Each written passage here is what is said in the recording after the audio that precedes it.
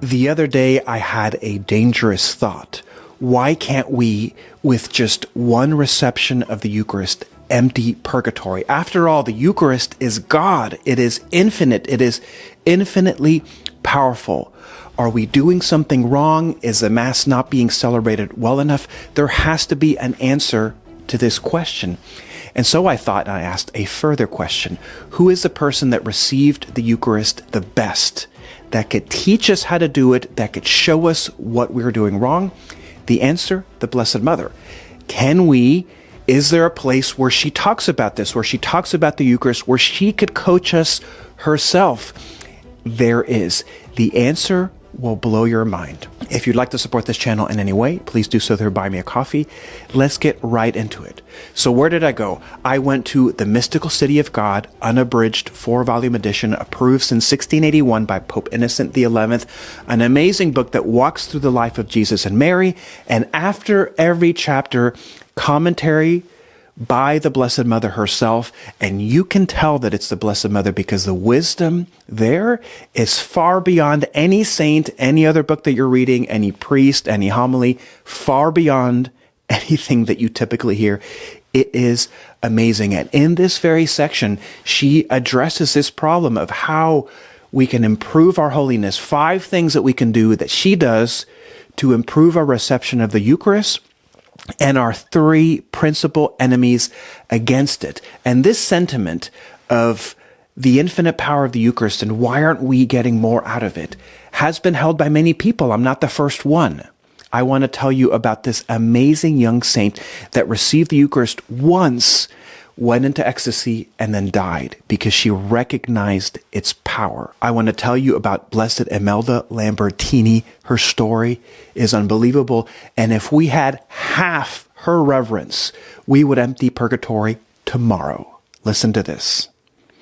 She lived in the 1300s, and at one point she would often tell people, "Tell me, can anyone receive Jesus into his heart and not die?" This would be prophetic for her life. She was 11 years old, kneeling in prayer at Mass on the Vigil of the Ascension, when the sacristan, helping the priest, noticed something striking. There appeared to be some sort of miraculous light above her head, with the sacred host suspended in the light. The sacristan ran to alert the priest, who then felt moved to offer Lambertini the Eucharist, even though she wasn't at the customary age yet at that time. Lambertini gratefully received and then went back to her seat to pray, where she stayed after Mass to spend extra time in prayer. Good thing for us to be doing.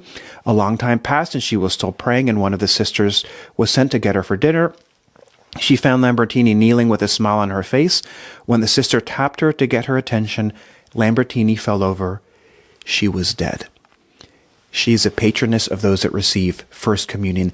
This is how intensely the Eucharist should impact us. Now let's get right into the words of the Blessed Mother herself about how we should think of the Eucharist. "Oh, my daughter," and this is the first one, "would that believers in the Holy Catholic faith opened their hardened and stony hearts in order to attain to a true understanding of the sacred and mysterious blessing of the Holy Eucharist." So number 1, we need to pray for this, for our hearts to be opened to have a true understanding, and never presume that your understanding is sufficient at any given point, that it could always grow.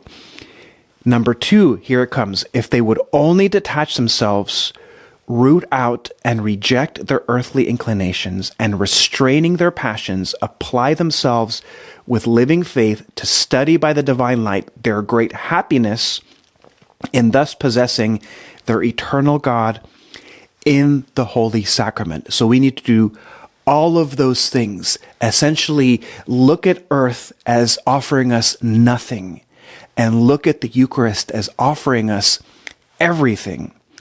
And in being able by its reception and constant intercourse to participate in the full effects of this heavenly manna. Did you hear that?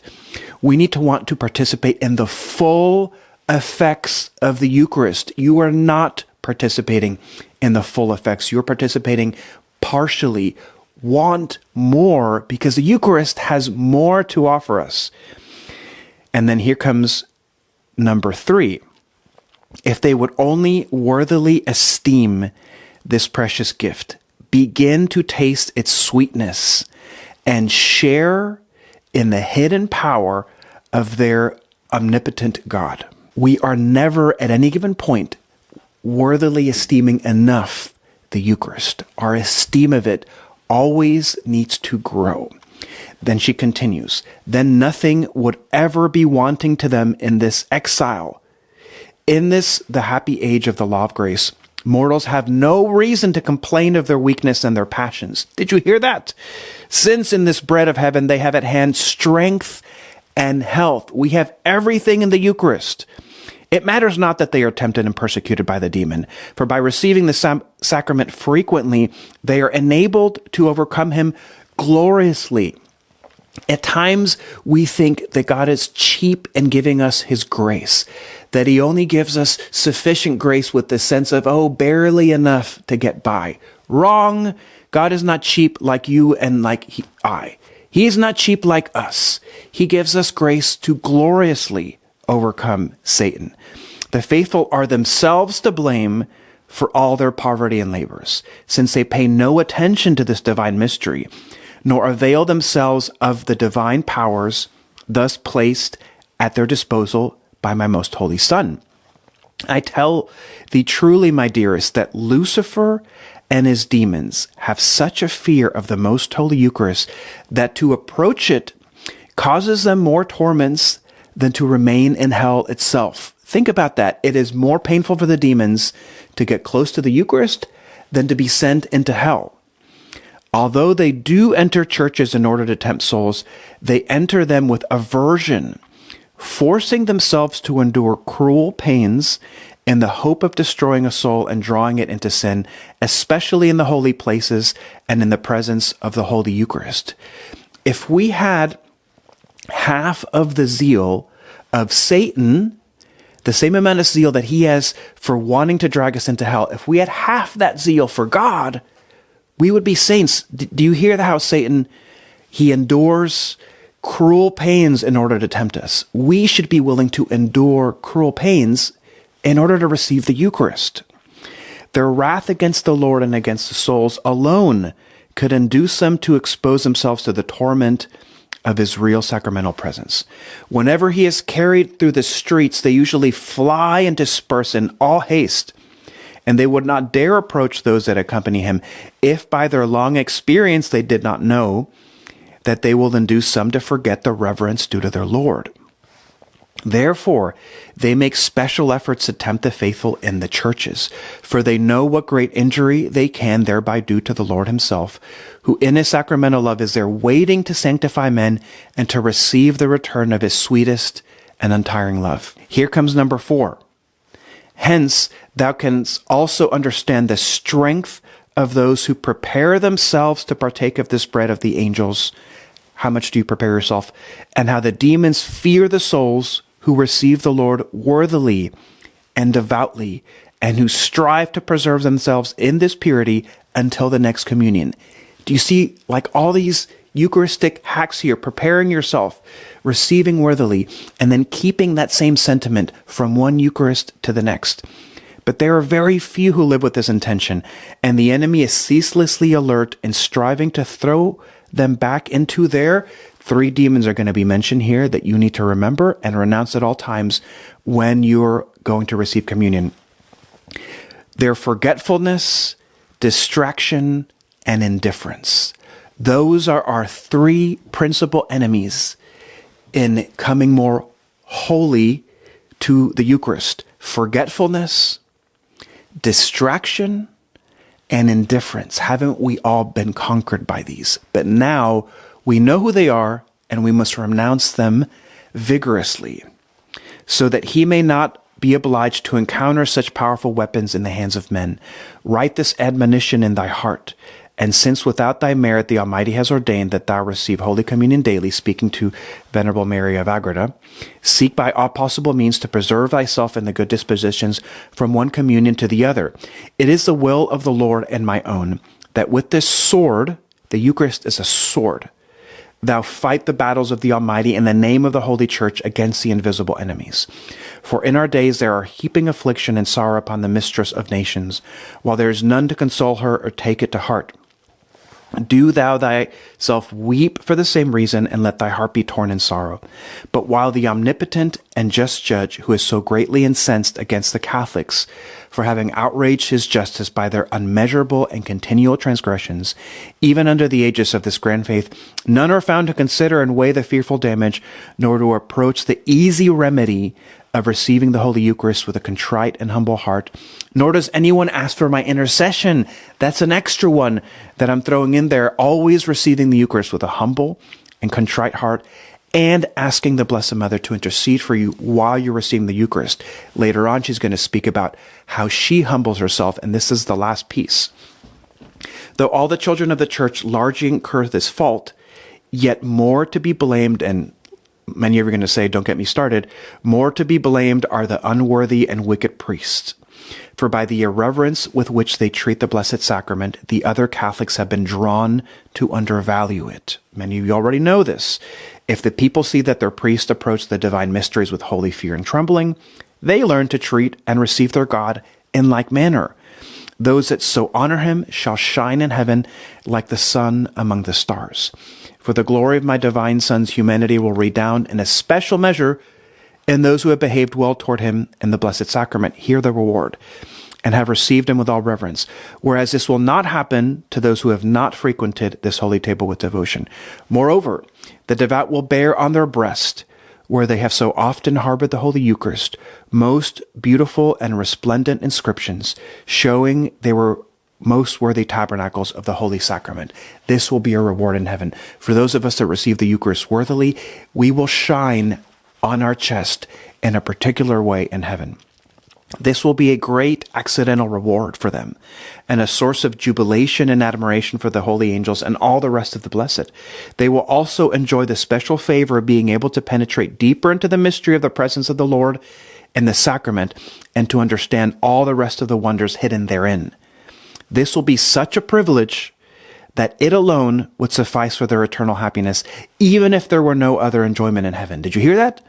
The reward that we will get for honoring Jesus worthily in the Blessed Sacrament in heaven, that reward alone, ignoring all other rewards, will be enough to just blow your mind, to make your heaven an incredible experience far superior to the experience of other people. Let's continue. Moreover, the essential glory of those who have worthily and devoutly received the Holy Eucharist will in several respects exceed the glory of many martyrs who have not received the body and blood of the Lord. That's amazing. I wish thee also to hear, my dearest daughter, from my own mouth, what were my sentiments, listen, when in the mortal life I was about to receive Holy Communion. In order that thou mayest better understand what I say, reflect on all I have commanded to thee to write about my gifts, merits, and labors in life. Now, listen to this. I was preserved from original sin at the instant of my conception. I received the knowledge and vision of the divinity, as thou hast often recorded. I knew more than all the saints. I surpassed the highest seraphim in love. I never committed any fault. I constantly practiced all the virtues in heroic degree, and in the least of them I was greater than all the saints in their highest perfection. The intention and object of my actions were most exalted, and my habits and gifts were noble without measure. I imitated my Holy Son most closely. I labored most faithfully. I suffered with eagerness and cooperated with the doings of the Lord exactly as was becoming to me. I ceased not to exercise my love and gain new and supereminent merits of grace. Yet I thought myself to have been fully repaid by being allowed to receive him even once in the Holy Eucharist. Yea, I did not consider myself worthy of this one favor. We must never consider ourselves worthy of receiving the Eucharist. Now, listen to this. Reflect then what should be thy sentiments and those of the rest of the children of Adam on being admitted to the reception of this admirable sacrament. And if for the greatest of saints one Holy Communion is a superabundant reward, what must the priest and the faithful think when they are allowed to receive it so frequently? Open thy eyes in the deep darkness and blindness which overwhelms men around thee, and raise them up to the divine brightness in order to understand these mysteries. Look upon all thy works as insufficient, all thy sufferings as most insignificant, and all thy thanksgiving as falling far short of what thou owest for such an exquisite blessing as that of possessing in the Holy Church Christ, my divine Son, present in the Holy Sacrament, in order to enrich all the faithful. Everything that you do to suffer for the Eucharist is nothing, not even close. It's nothing in comparison to what you receive with one reception of the Holy Eucharist. That's more than everything you can possibly do in your whole life. If thou hast not wherewith to show thy thanks for this, and the other blessings which thou receivest, at least humiliate thyself to the dust, and remain prostrate upon it. Confess thyself unworthy, and all the sincerity of thy heart. Magnify the Most High, bless and praise him, persevering thyself at all times worthy to receive him, and to suffer many martyrdoms in return for such a favor. We need to esteem the Eucharist more and esteem ourselves less, significantly less, and ask the Blessed Mother the grace to fight and conquer forgetfulness, distraction, and indifference. My friends, this is gold. This is gold. Do these things, and we will receive the Eucharist with such power that we will conquer all evils in our life. The infinite fire present in the Eucharist will consume the fire of purgatory. Perhaps with one Eucharist, we could release all the souls that are there, if only we could receive like the Blessed Mother. I will see you in the next one.